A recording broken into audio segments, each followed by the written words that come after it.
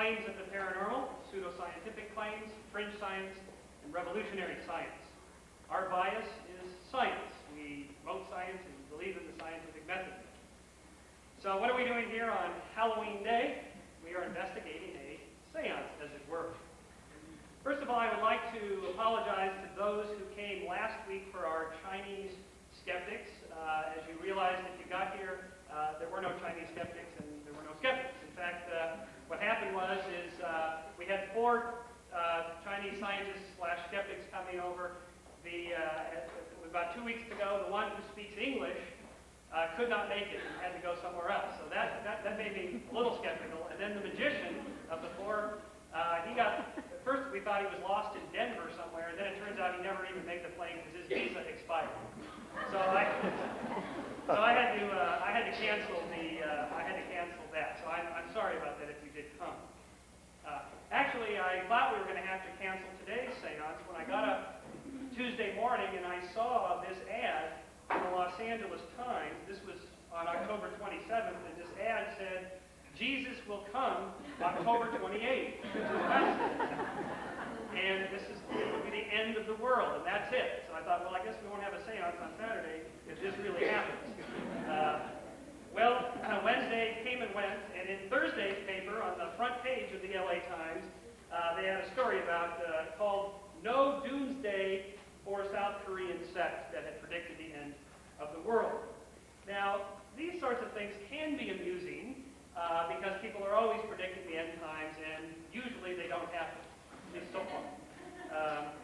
And you might think, well, what's the harm in that? I mean, it's sort of fun to think maybe there is another side, or we're going somewhere to relieve us of the ills of the world. Well, about 20,000 people were waiting for this, and some of the effects were, for example, scores of believers sold their homes, quit their jobs, abandoned their families, and underwent abortions to prepare for the one-way ride to heaven. At least 4 followers committed suicide before Wednesday, but no new suicides were reported after midnight. This was on Thursday morning at 12:10 a.m. today, as 1,500 riot police officers, 200 plainclothes detectives, and 100 journalists kept watch outside the church. A teenage boy stuck his head out the third-floor window and yelled to the crowd, "Nothing's happening." Well, we'll see if something happens today. Our next 2 lectures, to remind you, are in November and December. The rest of our lectures for this. Oh, I should have mentioned, for those of you who have not been here before, be sure you get one of the blue brochures at the table, either at this table or up at the other entrance, which describes the Skeptic Society, our goals and purposes, and has a membership application for you. On Sunday, November 22nd, Dr. Richard Popkin, the foremost historian of skepticism, will be talking about what is skepticism, what did it used to be, what does it mean today, does it mean we can't ever believe anything? That is, how do we know what we know, when we know it, and who cares? So, I suspect that will be an interesting, though skeptical lecture. On Sunday, December 13th, John Mosley from the Griffith Observatory will be speaking on, quote, "The Christmas Star, Science and Religion in the Modern Age." He'll be talking about the possible conjunction of planets and so on to explain the Christmas star and the relationship of religion and science. We're currently working on our monthly lecture series for 1993. Here's just a few of the topics that I think we may do. Hypnosis with an actual demonstration, and have a hypnotherapist here to hypnotize the entire audience and see if this really works. Some people argue there is no such thing as hypnosis. It is not an altered state of consciousness. It's merely a relationship between the hypnotist and the subject. We're going to try to get Carol Tavris, who is the author of The Mismeasure of Woman, which is sort of the counterpart to Stephen Jay Gould's The Mismeasure of Man, about gender bias in science and the social sciences. We're going to try to get Susan Blakemore from England, who just wrote a book called Confessions of a Parapsychologist. This is a woman who went into the study of the paranormal as hoping to believe and find evidence in support of her belief, and came away as a skeptic. And so she's the only person that we know of that is both a member of the Psychical Association in London and the Skeptics. So she shares two chairs there. We're going to have a math magician, Art Benjamin, who can do calculations in his head faster than you can with your calculator. So bring your calculators for that if you come. We will also possibly have one on the Dead Sea Scrolls. Is this a great conspiratorial cover-up, or is it just a bunch of academics with a lot of infighting? I'm not sure which, so we will see. That's just a few of the topics. In all of these, it is our goal to, in the words of my friend Kirk Wachholz, wherever he is, he gave me this great quote, left this on my answering machine the other day. Our goal is to solve a mystery, not to be mystified by the unsolved. And in fact, we're working on a television program called Skeptic. I was thinking of calling it, you can let me know what you think about this, I was thinking of calling it Solved Mysteries. I don't know if NBC will be all that interested in this program. We have over on the table books and magazines for sale. This is our magazine, for those of you who are not familiar. It's called Skeptic. This is our second issue. Our third one is being worked on now.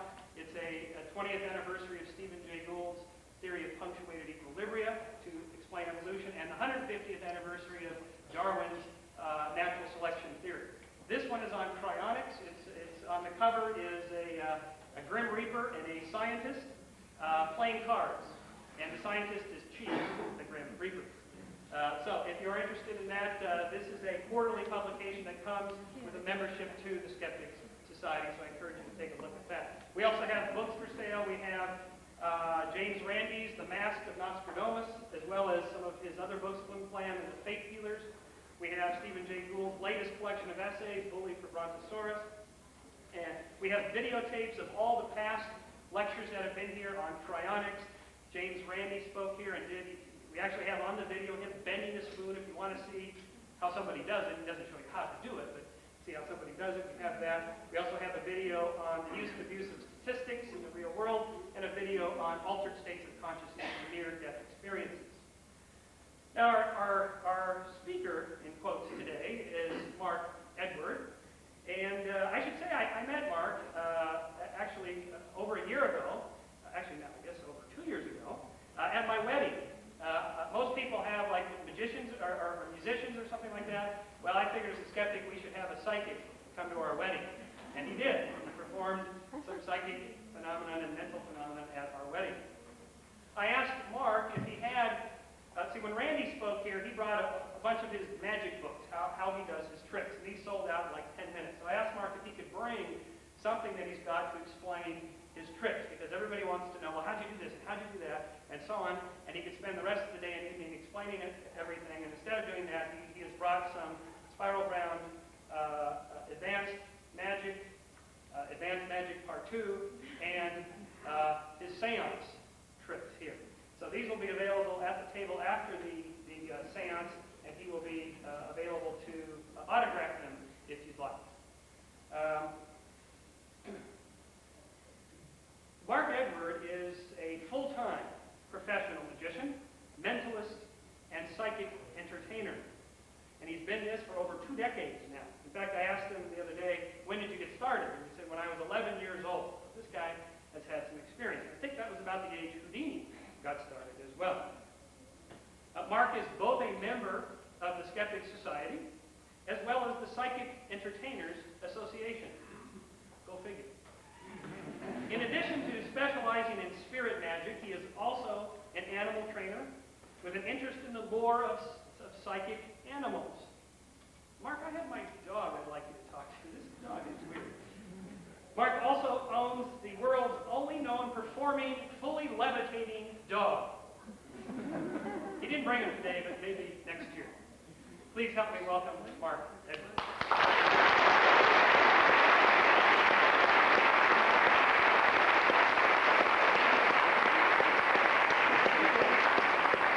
I got one other thing. Mark asked me to just randomly those that I do not know to come on up to the table. So those of you who I pick, stand up and as they say, come on down.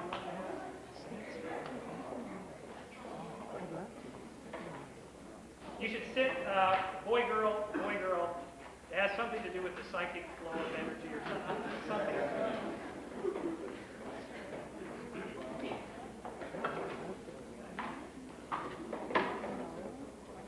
Let's see, Lori. Hopefully it comes out. Hello.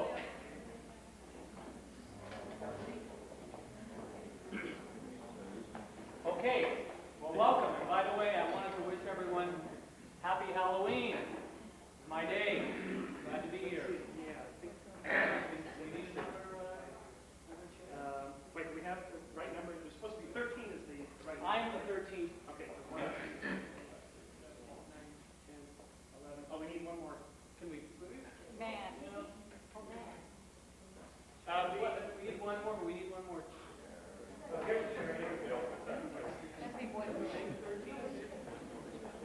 It has to be 13. So we need has to be 13. Hey. Let's see, what do we need?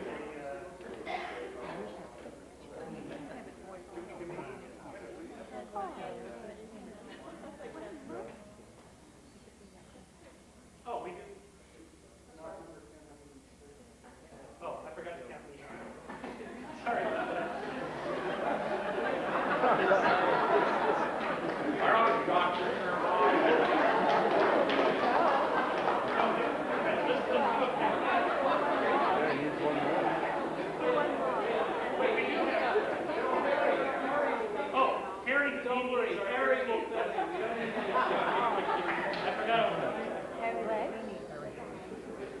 So, ladies and gentlemen, good afternoon. Welcome to the Houdini seance. You're probably wondering, why Houdini and why a seance? How do the two things work together? Most people, when they think of Harry Houdini, they think of someone with handcuffs on their wrists or being thrown into a river in a locked trunk. Few people realize that Harry Houdini spent a considerable amount of his later life asking the question, do the spirits return? Are ghosts real? So much so that he actually made a pact with his wife Beatrice that whoever died first, that person would take a certain code of words with them. And to this day we don't know what those words are, but we're going to try and reach to the other side and get possibly a few of those coded words. Harry Houdini died on October 31st, 1926, Halloween. It's a good night to die if you're a magician. I've seen many magicians die on Halloween. That's why I'm a mentor. He died on October 31st, 1926, and for 10 years on the anniversary of his death, a seance was held to try and bring him back with his wife Beatrice and several of his friends. Now, the first 9 seances, not that much happened. As a matter of fact, nothing happened. But the 10th seance, yes, the 10th seance. That one was a little bit different, and I will speak more about that later. But right now, what I'd like you all to do is gather together all of your psychic energy that I know you brought with you this afternoon. Put it together for an 11th seance to bring back Harry Houdini. And I want you to know that Harry was a skeptic. If he was anything, he was a skeptic. If he shows up here today, I don't know what that'll prove, but it should be very interesting for all of us. Give him a complimentary membership. Yes, that's a good idea. So, with that in mind, I would like to try and, these are going to be the people who I'm going to work with, but I'd like to sort of reach into the audience a little bit, because the medium needs the belief of the audience, and I would do anything to increase that belief, because out of it, hidden energies are revealed. So, I'm just going to leave you folks for a few moments here, and I'm going to work with some people in the audience. I have a candle lit in memory of Harry Houdini. I'll talk a little bit more about that later. I also have a prediction that I sealed in an envelope with sealing wax. I have a flower. Now, I use this flower because not many people know this, but Harry Houdini used to live off Laurel Canyon Boulevard in Hollywood. He lived on the corner of Lookout Mountain Road and Laurel Canyon.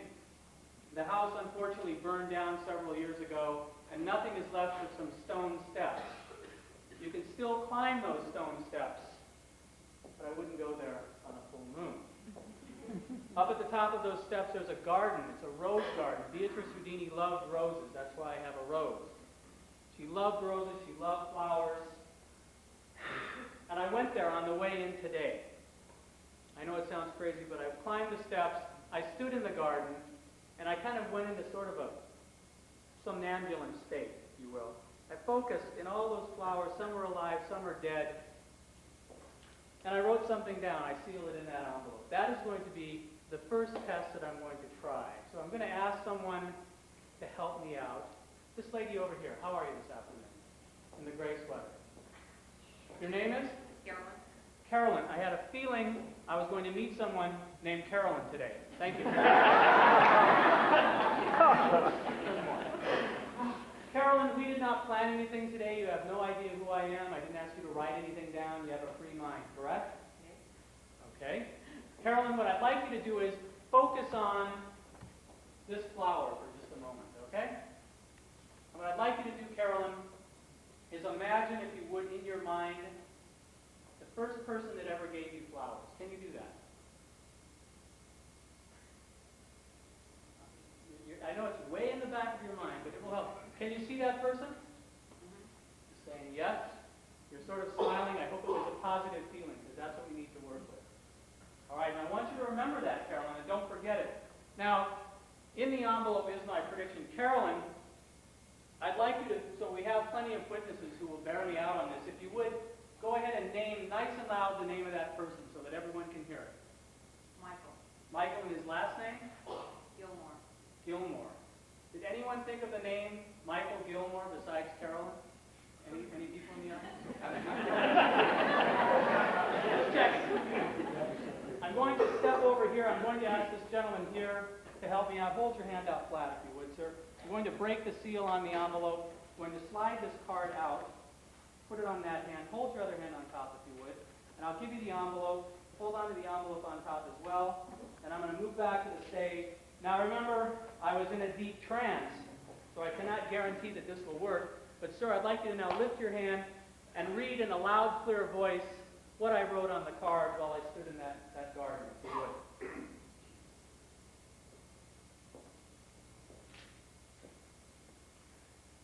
I took a peek into your past, and the initials M.O. came to my mind. M. Is there an O in his name? Will you give it to me just on the M alone, folks?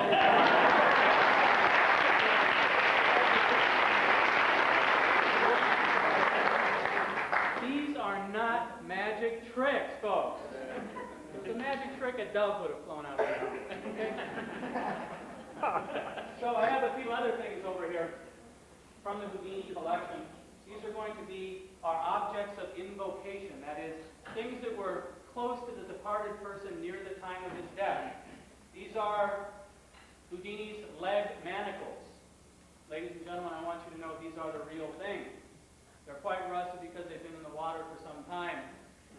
In 1906, in late 1906, Harry Houdini dropped himself off the Belle Island Bridge in Detroit. In a hole in the ice, he fell in the ice. The legend has it that while he was under the water, the current carried him downstream just a little tiny bit.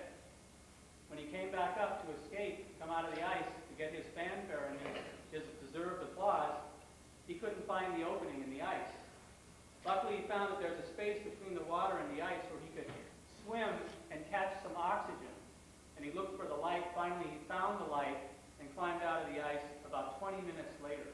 Of course, the audience was pretty impressed by this, and so was Houdini.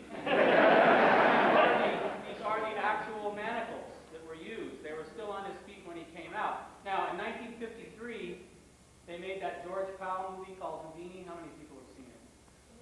Great movie, except in the movie they had him under the ice, and he hears the voice of his mother. He hears the spirit of his mother telling him, swim over here. Didn't happen that way, because Houdini's mother, in reality, hadn't died yet. But that's Hollywood, okay? So this is the kind of thing we live with. And I'm sure, by the way, Harry would have been very upset by that because he hated spiritualism. He hated anything that had to do with ghosts. I mean, he was interested, but he knew that there wasn't any such thing.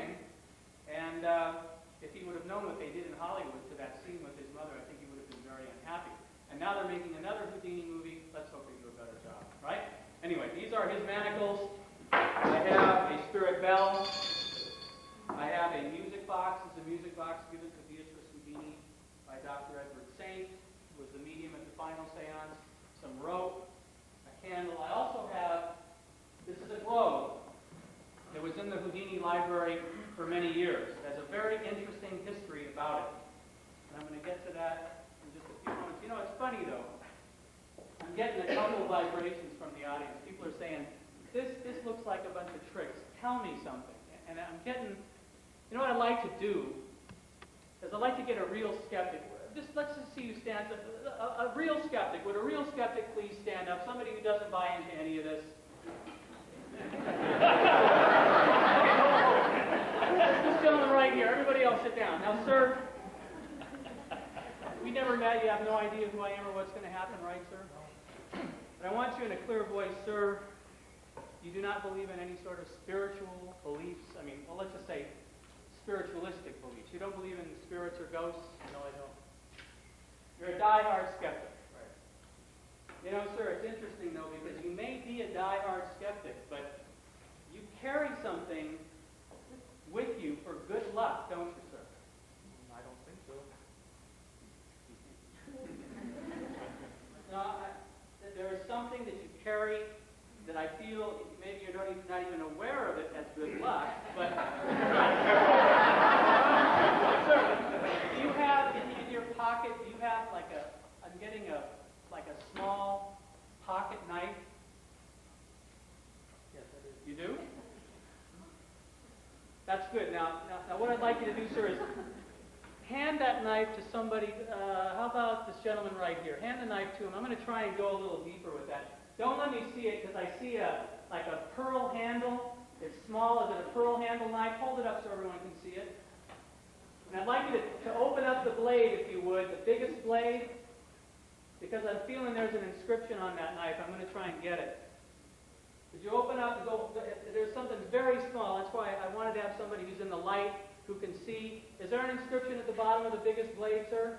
Yes. Concentrate. Don't say what it is. Let me try and get it. Is there a U in the word, sir? I'm getting Utica. Yes. Is that what it says? Thank you. All right. And you, sir. Thank you very much.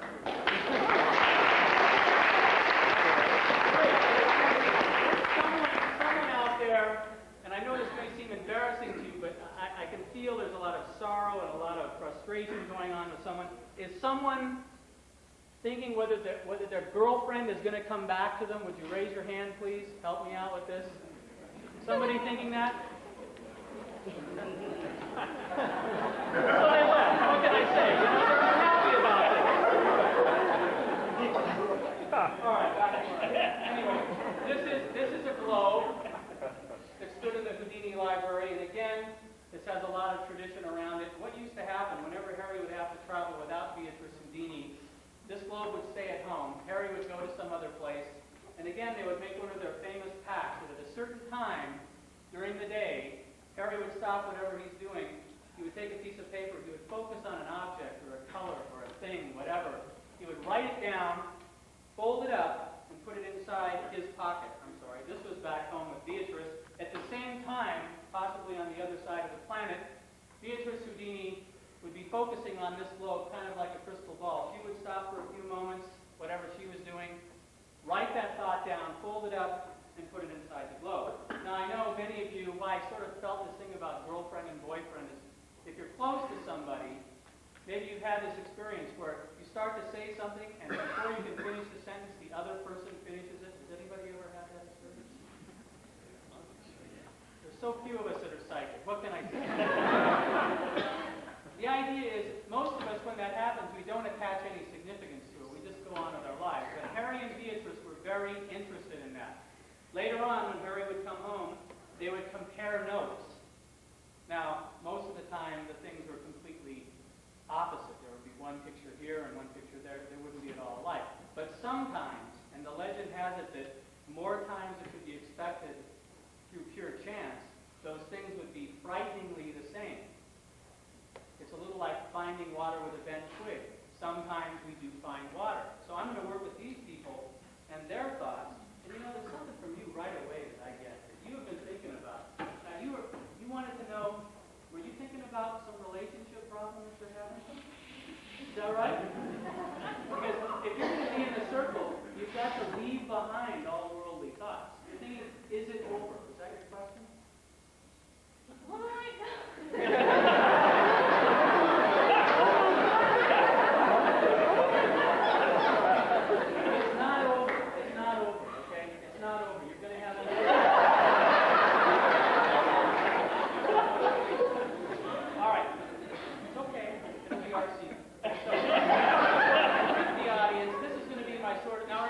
normally when I'm doing a seance, I have 12 people, not 200 people. So I'm going to try and speak up. You're going to have to listen because I am going to work with these people's thoughts and the globe. Now, obviously, I don't know anybody here except Michael and his wife, but we haven't planned anything. I'm going to work with the people who don't know me, and I'm going to try and work with your thoughts. Now, I have a pad of paper, and I'm going to use the globe.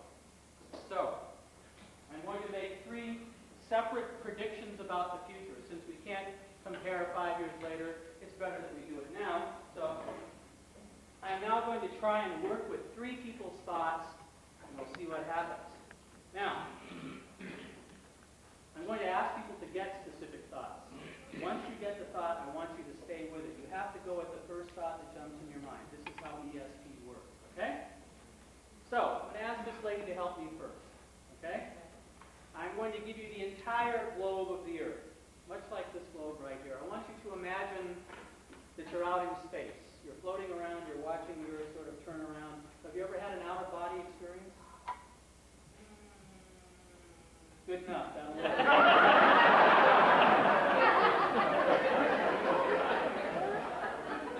I want you to choose a place. Now, we all know about places that we can get a picture of in our mind. It may be a place that we've always wanted to go to.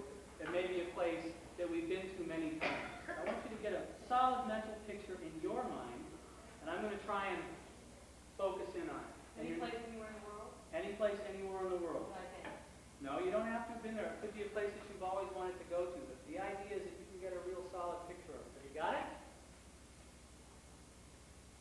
You got it? Yes. Good.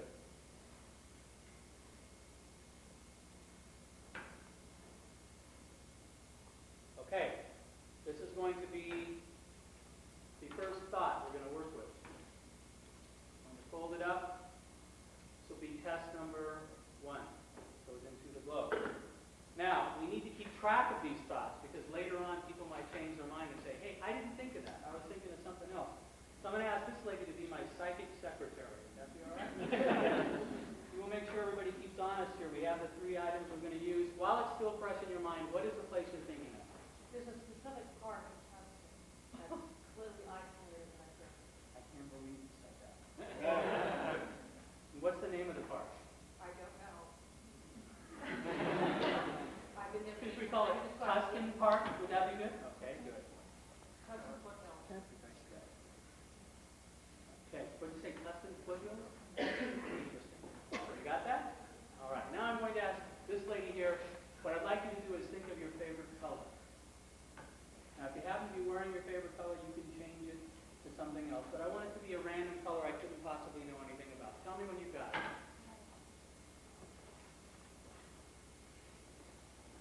Got our eyes closed. I don't know why people do that. But are you thinking by any chance of the color of your birthstone? You are.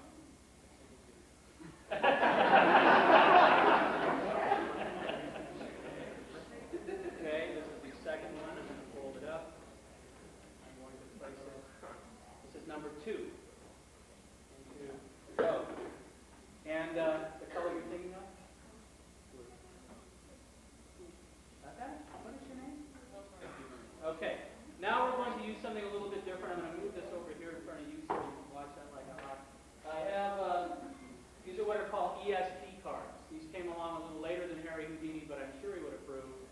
These were used at the Duke University for testing ESP. They still work today. You can buy these. It's probably one of the most popular games that's in cards these days. These are what they look like. The plus symbol, the circle, the wavy lines, the square, and the star. These were used for testing ESP. I'm going to try a little test right now. I have 5 different symbols. I'm going to fold them up. I'm going to ask this lady to help me out. Okay, here's what I'd like you to do. I'm going to give you all of the symbols. I want you to take them underneath the table where I can't see them and you can't see them either, and mix them up. When you're done mixing them up, I want you to put this clip on them and set them right here, okay? While you're doing that, I'm going to make the final prediction.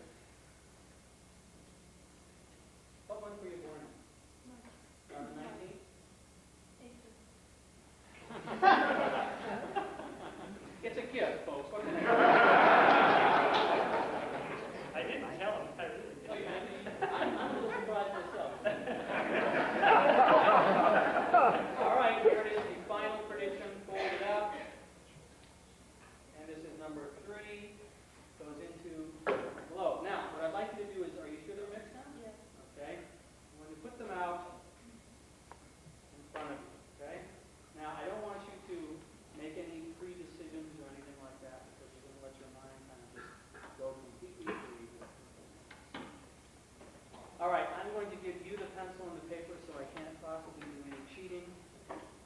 All I want you to do is let go for a few moments. Good at that. Good. All right.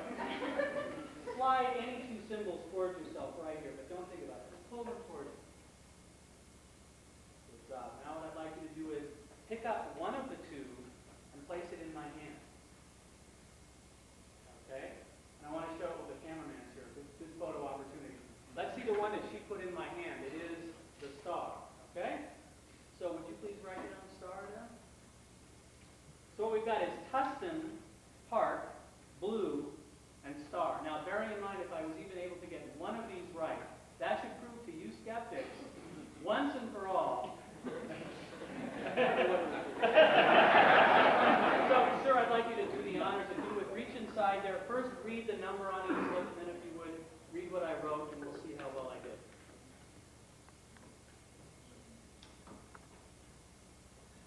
Sorry. Number one. Number one.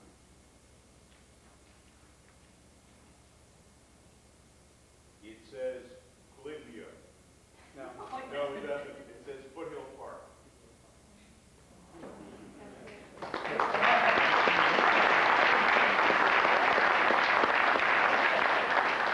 Next one, sir. Number two.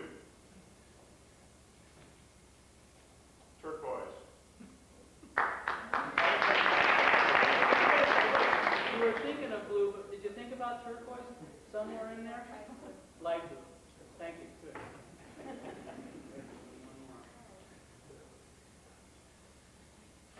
What is your birthstone? Okay, March 8th. You're March 18th, and so is he?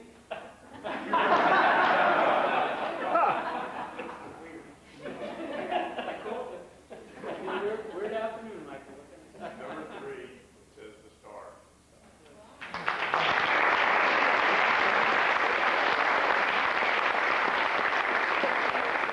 No need to applaud. I am only an unworthy instrument of these unseen powers.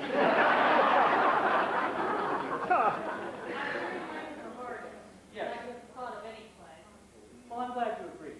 Makes it much more interesting. All right, so I'd now like to try and reach my spirit guide for the afternoon. We all have to have a spirit guide.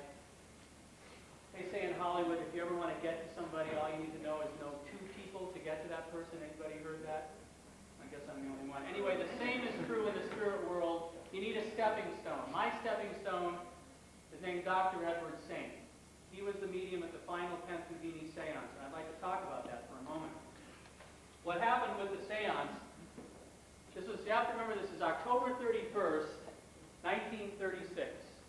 10 years had elapsed. This was the final seance, Harry's last chance to come through.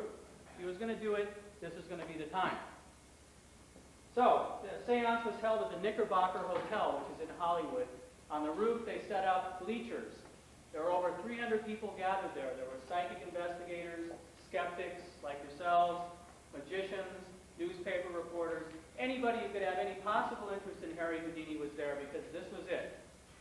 On the roof, between the bleachers, was a table much like this. On the table were several objects which belonged to Houdini: a spirit bell, a handcuff, a tambourine, and also this portrait of Harry Houdini. Not this exact one, but there was a portrait of Harry Houdini there.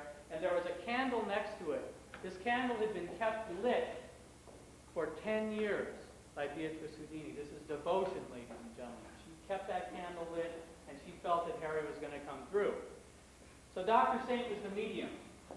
He went into his trance. He cajoled the spirits. Harry, can you join us tonight?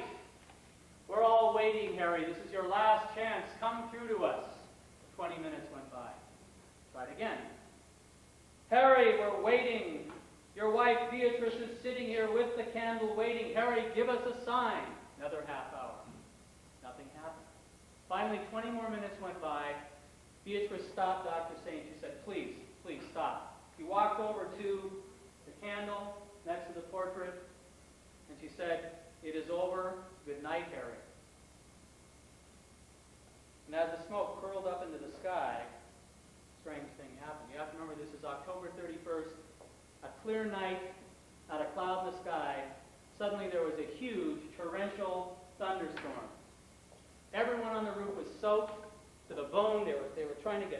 out of the wet. They rushed down in the lobby, and then just as quickly as that storm had approached, it vanished. Now, if you live in LA, you know that when it rains for days or weeks at a time. We don't have those little bursts of water like in Hawaii. So one of the magicians who was in the lobby talking to a reporter said, maybe this is Harry's way.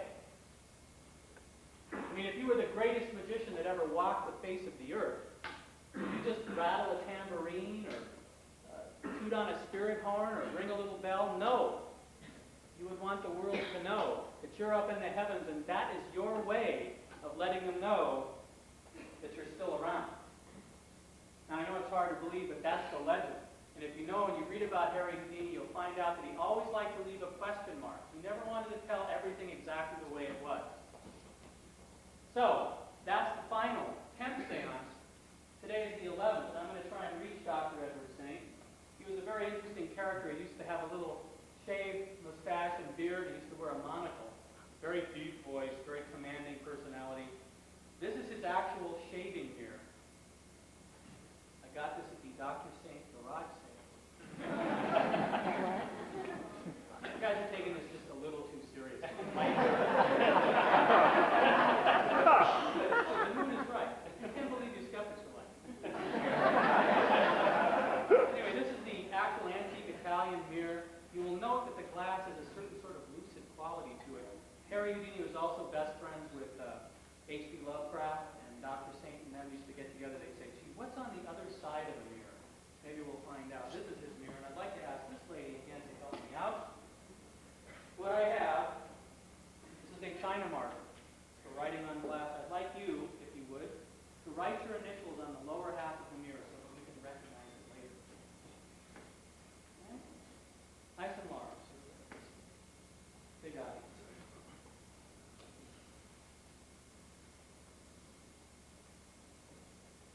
Good job. All right, there it is. Yes. Okay. Now, I also have some books. Actually, I brought a book from Dr. Saint's library. This is the London Mystery Selection. You read mystery stories. You know that Houdini's mentioned an awful lot. He had a great collection of supernatural tales. He loved those kind of stories. I'm going to ask that you sort of have a look through the book. Make sure that all the pages are quite different. No two pages are alike. This is a champagne glass. This is one of the actual glasses used for that final toast on that final evening, October 31st, 1936. I'm going to place this lady here. And I'm going to take the China marker and leave it so that it's just right on the edge of the glass. I'm going to place the mirror on top of the glass. Okay, please do not touch the mirror at any time. Okay, you do not want to have any glass flying around or anything like that. And to prepare for the spirits in the darkness, I'm going to cover the mirror. I do this because the spirits work best in the darkness. Look pretty good, sir? Yeah, it's interesting. All right, but it's all the pages are quite different. It's not a trick book or anything like that, correct? All right, so I'm going to ask this lady to just yell out stop. Right there. Take the book yourself if you would. Put the bookmark in it. Remember the page number and then close the book. If you would, put it in front of you. Okay? All right. Let's see if we can reach Dr. Saint. Now, I do this in the light because he's been known to show up in the light. He's not one for the dark seance. He tends to get a little over-dramatic in the dark, so. Again, in memory of Beatrice and Harry, the candle. Dr. Saint, there are many people gathered here today who are skeptical. They would like proof that there is something on the other side. Can you reach into this lady's mind and give her a sign? You have to be very quiet and actually hear something. Did you hear something move in the glass? Of course, China marker on a mirror is very quiet. I feel there is a message. Did you hear something? You look like you might have heard a little something. You're trying to. That's good. That's good. You have the page number in mind? Now, ghostly hands work in strange ways. You may have not seen it or sensed it, but let's see what happened here. I'm going to remove the scarf. And for the first time, what was the page number that you looked at? Nice and loud? 31.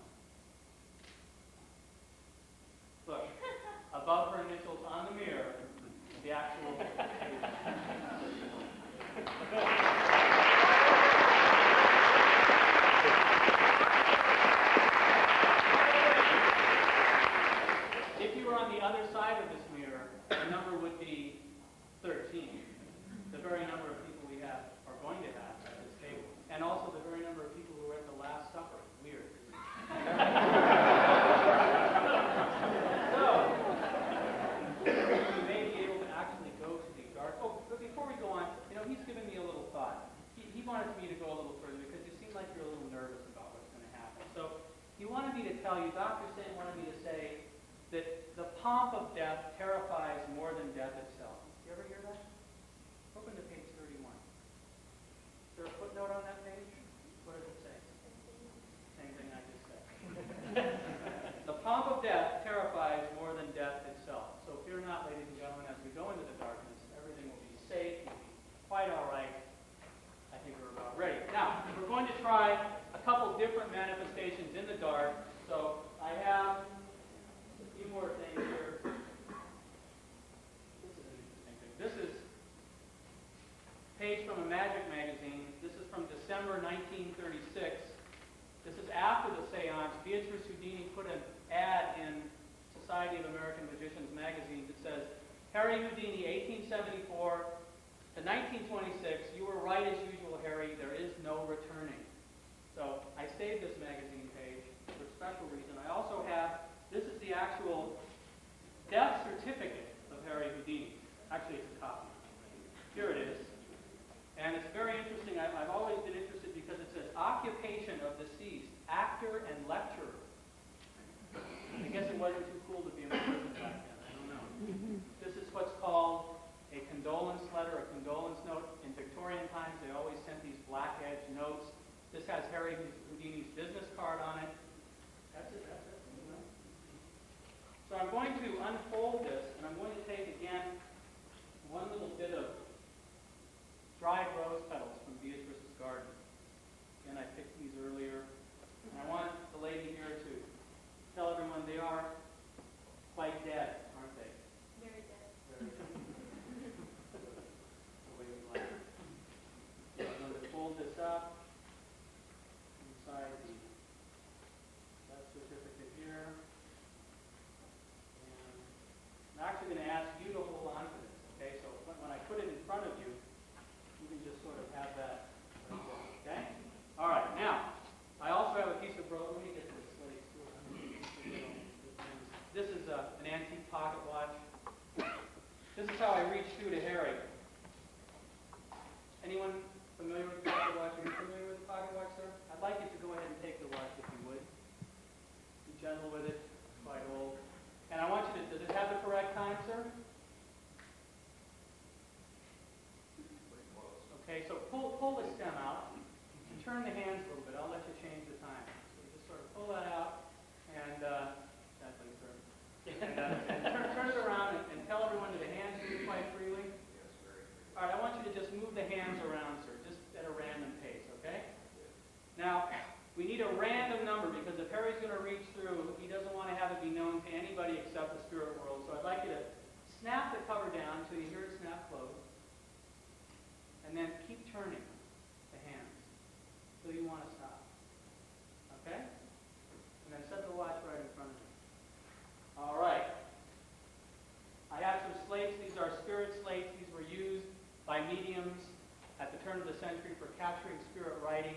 I'm going to use a piece of chalk and the slates. I'm going to number each slate. This is side number 1. Bless you. This is side number 2. Side number 3. And side number 4. A piece of chalk goes in between the two slates. And I'm going to place these in front of you, sir. Okay? So again, do not touch these at any time. They will be right in front of you so you can make sure nothing happens. Okay? All right. Getting ready here. Finally, a piece of rope like Harry used to use in his fantastic escapes. Cotton rope, very soft, very pliable. I'm going to loop the rope together, sir, and I'm going to ask you to hold your hands palm down on the table, if you would. Okay? And separate your hands just a little bit. All right? And if you would just hold one thumb on one end, one on the other end. That'll keep you busy.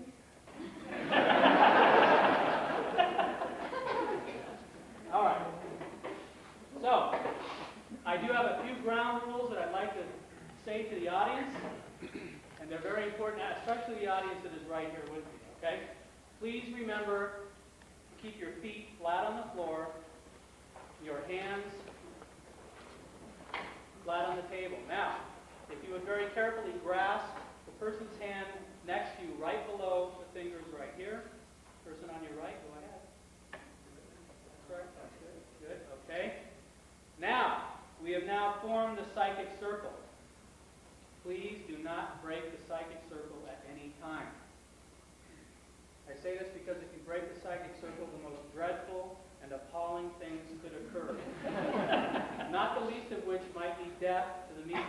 That's me. I say this because I'm not a medium for the fun of it, you know. It's often painful, often unrewarding. I do feel it's an impertinence to bring God's creatures back from their rest for your entertainment. But I will try to reach Harry Houdini, and I think it's time that we turn the lights out. That's all the lights out we're going to get? Very good. That's good. No, the candle has to stay lit.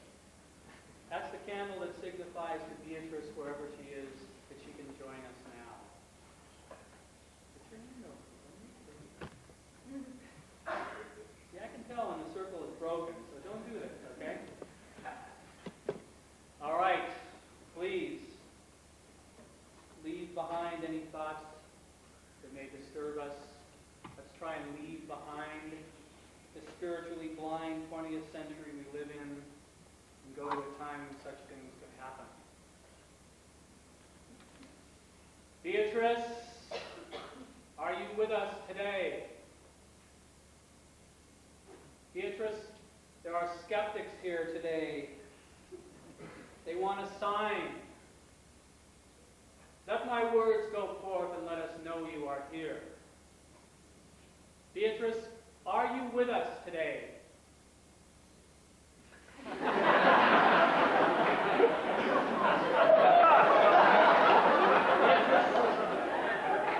want more, Beatrice. We want more, Beatrice. We want you to join us here at the table, not in the audience, Beatrice. Beatrice, ladies first, are you there? Give us a sign. Let us know you're with us. I feel a presence is drawing closer. Draws closer to this building. Beatrice Houdini, are you with us now? Give us a sign. Are you there? These watches, Beatrice. One, two, more. Beatrice, give us a sign. Please, we are waiting. 1 rap for yes, 2 for no. Beatrice, are you there?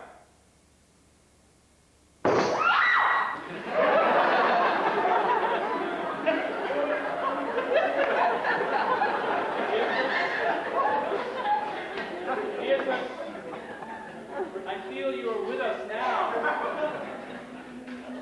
Beatrice, speak to us. Speak to us. Yes. I am here with you now. I see all the old familiar things. My music box. My tambourine. Those horrible leg irons of Paris. Remembrances of yesterday. In a living world. They wish a sign. Yes, Beatrice, give us a sign. Blow out the candle. Beatrice? Beatrice, are you there? Now, Beatrice, is Harry there with you? We would talk to Harry now. Give us a sign. Is Harry there? Harry? Are you with us, Harry Houdini? Harry, there are many skeptics here today. There are non-believers, Harry. They wish a sign. Can you give them a sign, Harry? Are you there? Harry Houdini, speak to us now. Are you there? Harry? We want more, Harry. Speak through me. I will speak for you, Harry. Harry, speak to us. Speak to us. Yes. I am here. My voice is weak, but I will give you a sign, a physical sign.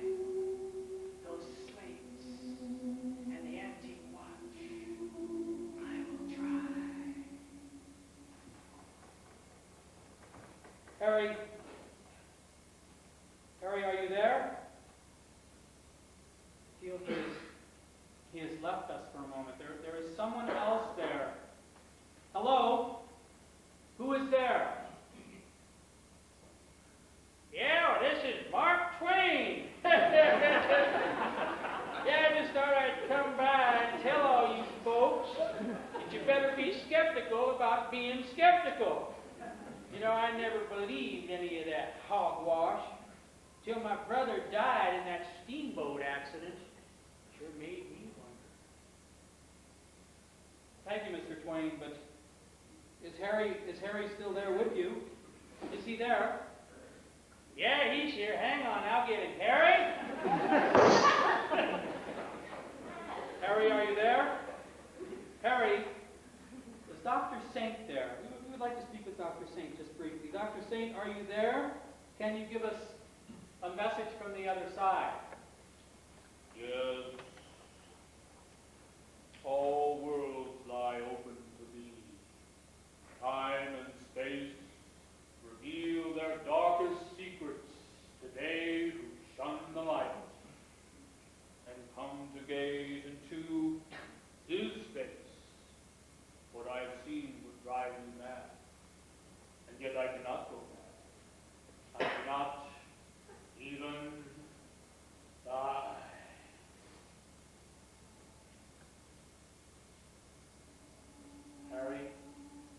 Harry, are you still with us? Harry, it's not dark enough in this room for you to really show up like I wanted you to, but maybe for the skeptics, Harry, could you tell them what happened to your secrets? What happened to your powers? Do you still possess your power, Harry? Tell them what they want to know.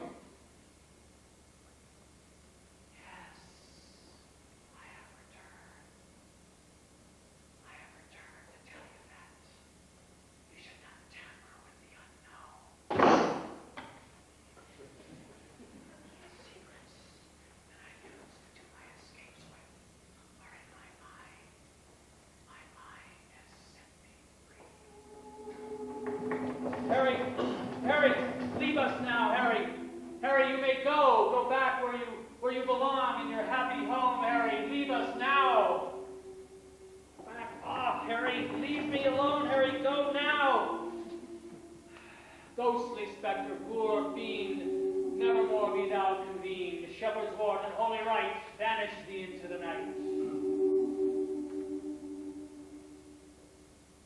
Lights, please.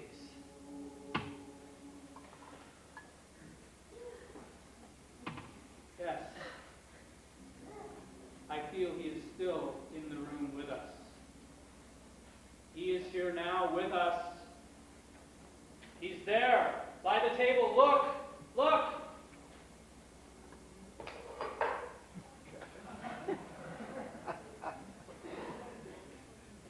You may break it.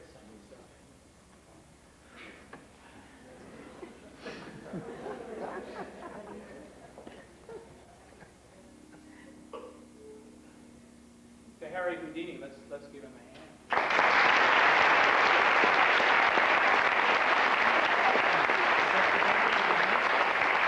Now, sir, you didn't lift up your fingers except for just then. If you hold on one end, let's see if we got a sign at the rope. Hold on to that and let go of this one. Let's see. Yes, look, spirit knots. Let go of the end.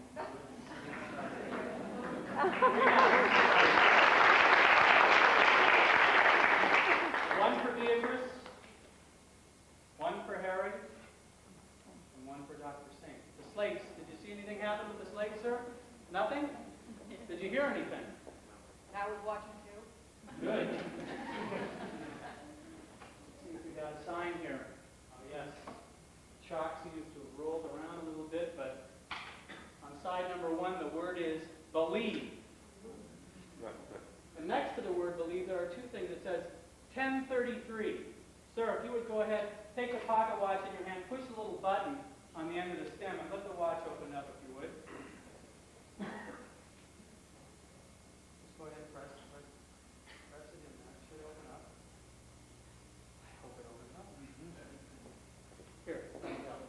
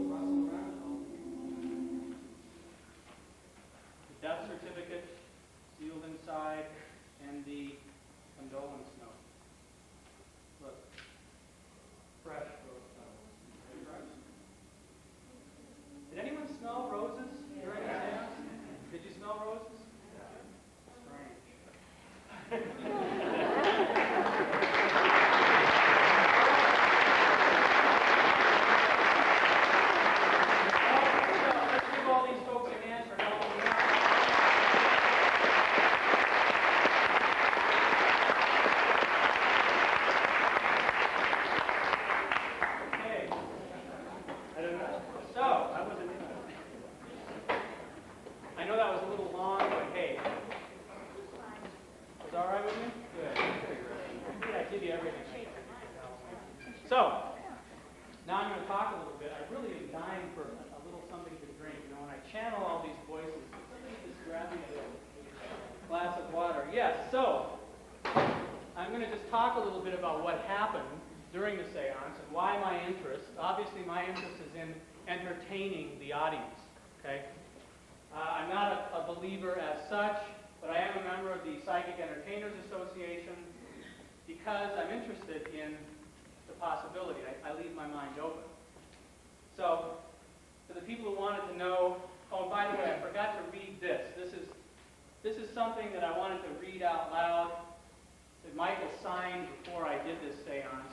This is my seance waiver form, and I want to read this out loud to everybody so that they will remember that I have covered myself. It says, first, this contract waiver, once signed by the contractor, releases the host of said party and all sitters from any wrongful death which could arise from injury or death to Mr. Edward, hereby called the medium, due to unspecified misuse or abuse of the medium by any of the forces invoked. Any of the forces invoked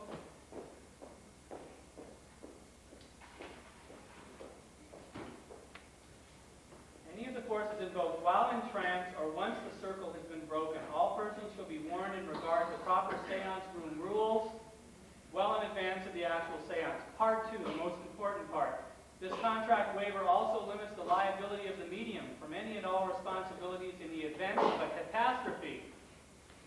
The medium takes no responsibility for smashed furniture, broken windows, or bleeding walls during or after the seance, or any other further disturbances, be it sights or sounds, shaking of the house, rushing winds, coming through closed doors, levitations, automatic writings, or the speaking in tongues.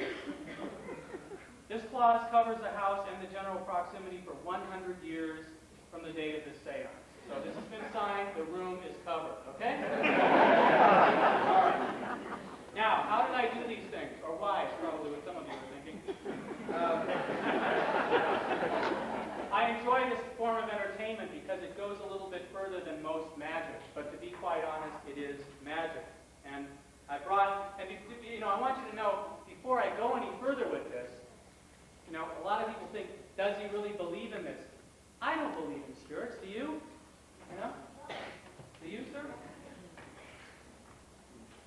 I'd like to, but unfortunately, in order to get things to work every time, we have to depend on magic. So I brought along a few books for people who wanted to learn the secrets. I realize many of you probably came here today thinking that you were going to learn all of these secrets. Well, I'm not going to work quite that way. I'm just going to prompt you to go and buy some books yourself, because I just don't think it's right to give away secrets that belong to other people. So they're all in books, and I'm going to go over a few quick books. If you want to buy these, they're available from most decent magic shops or your local library. If you like things with slates, this is called The Best Tricks with Slates by Peter Warlock. Hear that. If you like what happened with the rope, this is a book called Abbott's Encyclopedia of Rope Tricks. Hundreds of rope tricks in here. The one that you saw with the knots on the rope is in here. Houdini on Magic. By the way, these are Dover books. They're very easy to get. They're not scarce. This is a Dover book, Houdini on Magic. Has a lot of the secrets that he used to do, a lot of ideas that I've incorporated into my seance. A great book. This is the other one, The Secrets of Houdini, written by someone else. And if you want to get into the history of Houdini and find out what he was about, these are excellent books. And they're Dover reprints. They're very easy to come by. If you're interested in Houdini's search about the spirit world and his seance and mediumship work, this is a great book, Houdini, A Magician Among the Spirits. Fairly hard to find, but if you look in the right bookstores, used bookstores have this a lot. A first edition of this goes for about $5,000 right now. It's signed by Houdini. All the first editions by Houdini were signed by him, from what I understand. So this is, of course, a reprint. Very good if you're interested in spirit work or you want to find out what it's about. Then we have, if you're interested in mentalism, the first couple of things I did with the numbers and the initials and the words are concepts used by mentalists and psychics. I'm not going to tip them, but if you're interested, I suggest this book. It's called 13 Steps to Mentalism. It's a 13-part course. It used to be mailed through the mail. Now you can get it at magic shops. It's an excellent book.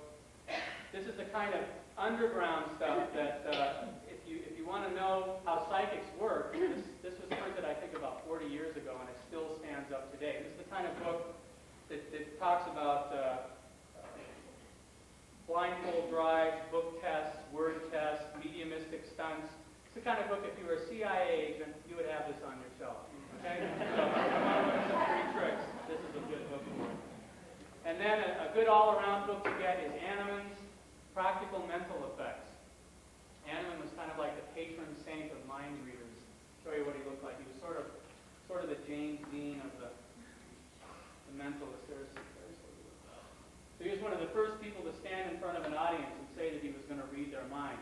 And all those movies that you see where the person stands up with a blindfold on, that came from Animan. So Animan, anything by Animan is really good if you want to find out how to do some of these things.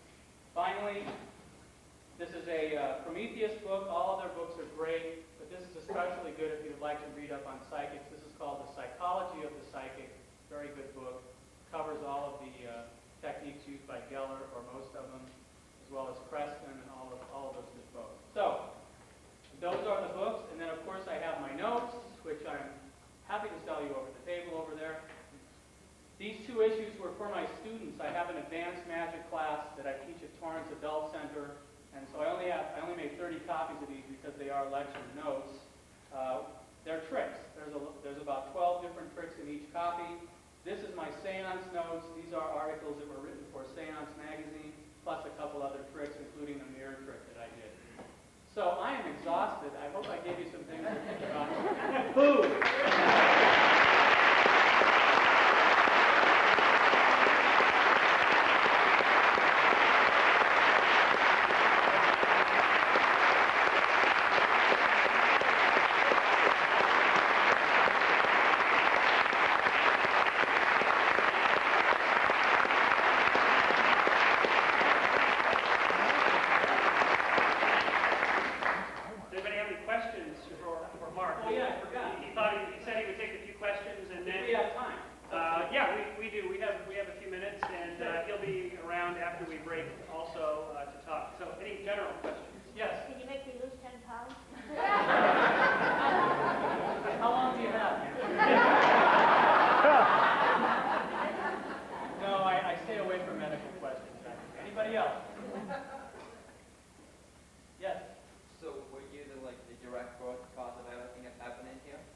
Yes, I was the direct cause of everything that happened. As far as I know, except for the watch and a few other things.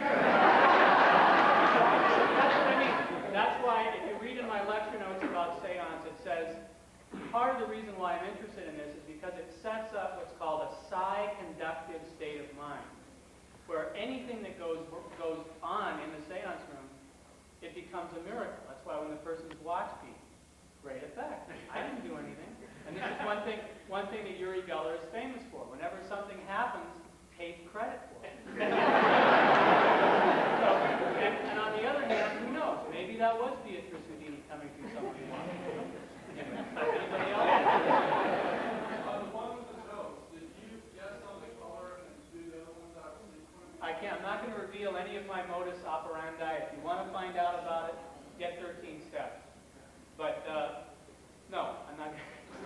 Or come to my class. Anybody else? Yes. There was one little inscription we missed on this pocket line. It was. It said "Made in Hong Kong." No, it's made in Utica, New York, right? Yeah. Anyway, anyone else? Yes. Yeah, what were you doing at age 11, and how and why did you get started in this? What is your interest and your purpose? Well, I got started. I did standard magic for many years, and I still do it, but I just find that it doesn't have the emotional appeal. And I like seance and spirit work because it reaches a level of emotion in the sitters. It's just not possible with regular magic. And there's more dramatics involved with it. In my opinion, there's more characterization. It's just more of a theatrical stand. So I became interested in it through Skeptics. I was a member of Southern California Skeptics, and I used to do lectures for Al Seckel when he was around. And so I was a skeptic for many quest as a magician, it crossed over into the psychic thing, and now I like this a lot more. So started off with magic, it went from standard magic to comedy magic to mentalism, so, and then spirit magic. Yes? Would you say that this psi state of mind is what is reached in religious miracle gatherings of Yeah, absolutely. miracles? Because when people are sitting at a seance table, they want things to happen.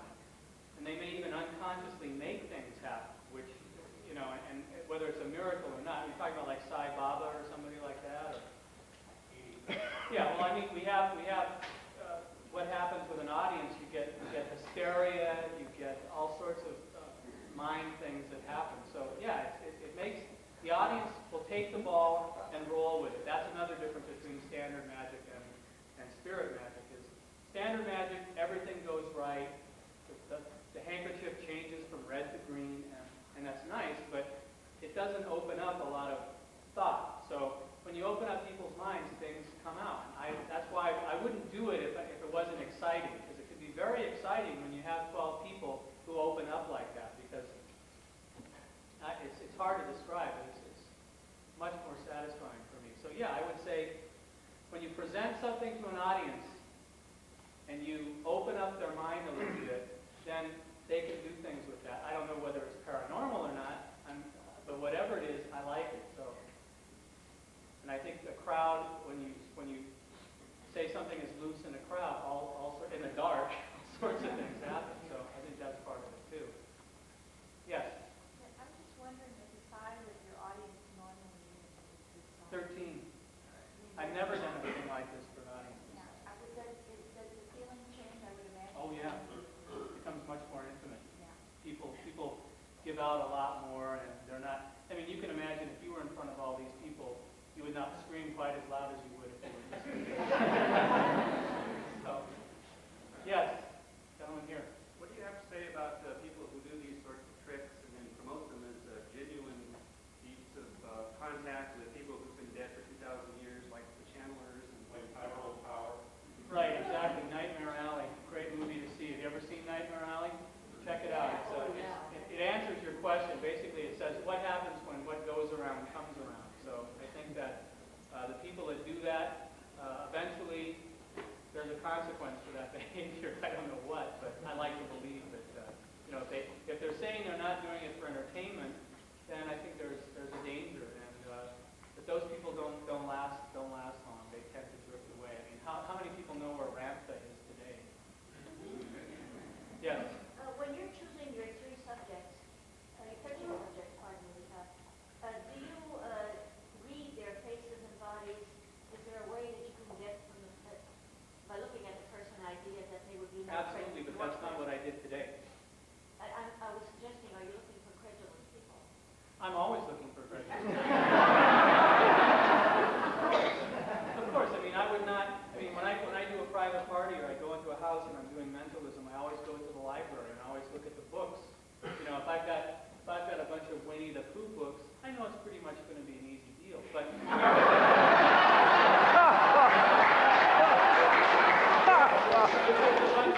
quantum mechanics and celestial, astrology books, then I know that I'm going to have to be a little more on my guard. So, sure, there's always that part of it, but I think that's true in any show business. Yes. Was there anything that happened today that was a surprise to you? Yes, the watch is beeping for one. And what else happened? Just the two birthdays matching up, and the color thing was a little bit. That knife, I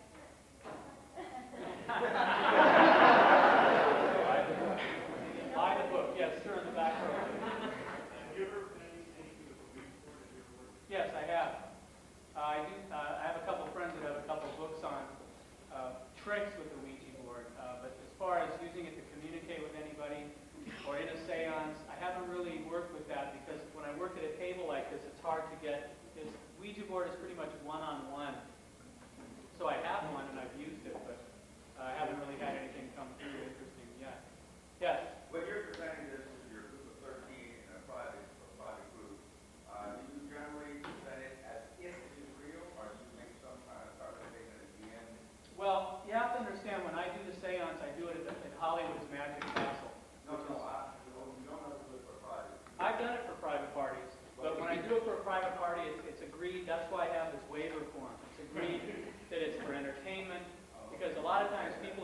something in their home, they'll say, you know, why didn't you bring back dead Uncle Bill? I don't know. There are people out there who want a real seance, but I don't play it that way because I don't want that kind of responsibility. At the Magic Castle, I had someone have a heart attack in the seance. So I know what can happen. It's a very powerful thing to play around with. So I try and cover myself whenever possible. I haven't done that many seances in the person's home. With the recession, things are kind of slow as far as... But I'll always give the person a choice, and I'll always try and get a little information about maybe somebody who they'd like to hear from. But you can really, it is a very emotional experience for someone to hear someone who's passed over on the other side. So I do try and, I have to be careful with that. In other words. Yes? One of the big things you have going for you is that the audience doesn't know what's supposed to happen. You have to maintain control. That's right. It sounds riskier in the seance. You sometimes start losing control, getting the adrenaline rush. Absolutely. That's what makes it interesting. I've lost control, not of myself, but I've lost control of people in the seance a couple times, and it's really a wild ride. I had one seance at the Magic Castle where the people went absolutely wild, and I couldn't control them, and this one lady kind of went into I don't know if it was a trance or whatever, but yeah, I've lost control, but that's the challenge of it. It's interesting work, to say the least. Yeah. Yeah, I have 3 different classes that I teach. They're 4 times a year. 2 of them are at Torrance Adult Center, which is down in the South Bay. One of them is a beginning magic class, which is ropes and sponge balls and cards and that sort of thing. And then there's an advanced class, which is what I brought the notes from. The advanced class is all mentalism, which means we're dealing with fake psychic phenomena. I have students that have been in that for 4 and 5 years now, so it's a pretty good class. We get a lot of good ideas. Everybody performs. Then I have another class at Redondo Union High School, which is on Thursday night. That's a beginning class as well. All of those start in January. I just finished my tour of duty. So classes are good. If you're interested in magic and you want to learn some of these techniques, feel free to call Torrance Adult Center or Redondo Union High School and tell them that you saw me. And they'll We have some literature here for those of you that are serious about taking a class or having Mark work your seance or whatever. Right. We've got some stuff to give away. You get college credit for this. That may happen. Not yet. Why don't we take one more question? Yeah. Come on, let's hear a good one. You, sir. Do you know the psychic named David Young, and does he do the same kind of thing you do? I don't know the name. Let's take one. Can I just take one more? Yeah, sure. I guess that's it. Do you do your own income tax?